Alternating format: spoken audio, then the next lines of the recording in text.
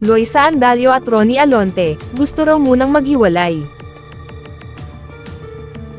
Kung mabibigyan ng pagkakataon, gustong-gusto ng celebrity couple na sina Loisa Andalio at Ronnie Alonte na mag-eksperimento, at sumubok ng mga bagong bagay sa kanilang magkahiwalay na trabaho. Okay na okay sa magjowa ang mabigyan ng new projects ng ABS-CBN management, na hindi sila ang magkasama at mag-partners.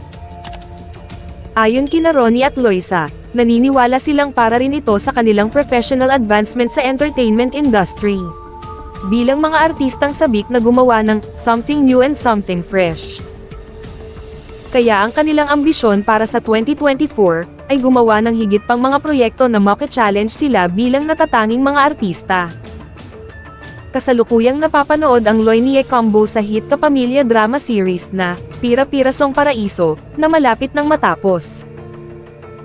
In fairness, pinupuri ng mga manonood ang dalawa sa kanilang pinaghusay na pag-arte sa programa. Sa naganap na finale MediaCon ng serye kahapon, January 17, ay natanong nga ang magjowa kung ano na ang susunod na projects nila sa ABS-CBN.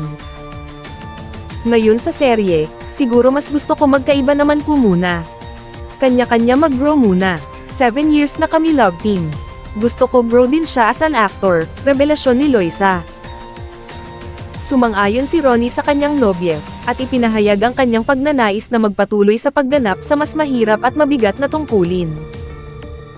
Gusto ko talaga mag-action. Ito, Pira-Pirasong Paraiso naging training ko.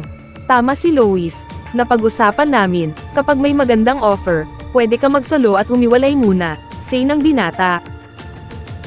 Gustong-gusto raw niya talaga yung medyo bad boy at intense na mga action scenes, yung role na makipagsapakan, bar ilan.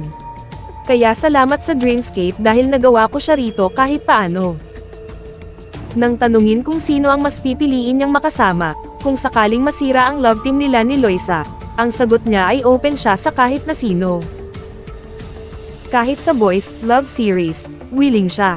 Ako, hindi ako namimili kung sino ang ibibigay nila or isasama sa akin, whether girl or ensemble.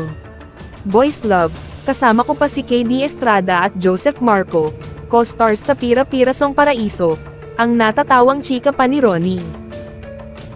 Para naman kay Loisa, yung love interest lang pwede. Pero gusto ko maka-work kami girls mga Sex and the City, Peg. Na-enjoy ko itong Pira-Pirasong Paraiso, hindi love story talaga. Family siya.